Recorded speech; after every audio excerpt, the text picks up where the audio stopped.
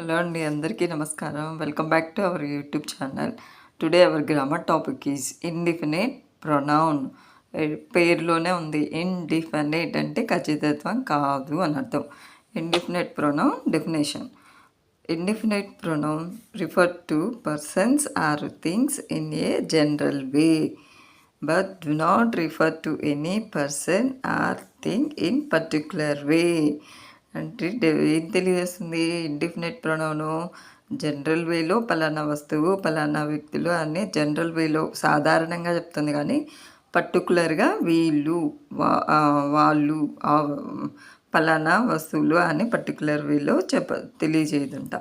Example: one, none, nobody, nothing, some, something, someone, many, few, all, any, anybody, etc.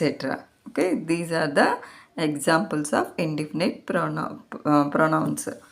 Some sentences, let us see now. Someone picked my purse. Someone ఎవరో కానీ పర్టికులర్గా పలానా వాళ్ళు అని mention చేయట్లేదు. So someone అనేది ఏంటి ఇక్కడ? Indefinite pronoun. Anyone can do that. ఎవరైనా చేయగలరా? Anyone is indefinite pronoun. None of them believed him. None of them believed him. None అంటే indefinite pronoun. None of them believed him, ఎవరు నమ్మరంట అతన్ని. ఫ్యూ కెన్ డూ, కొంతమంది మాత్రమే చేయగలరు.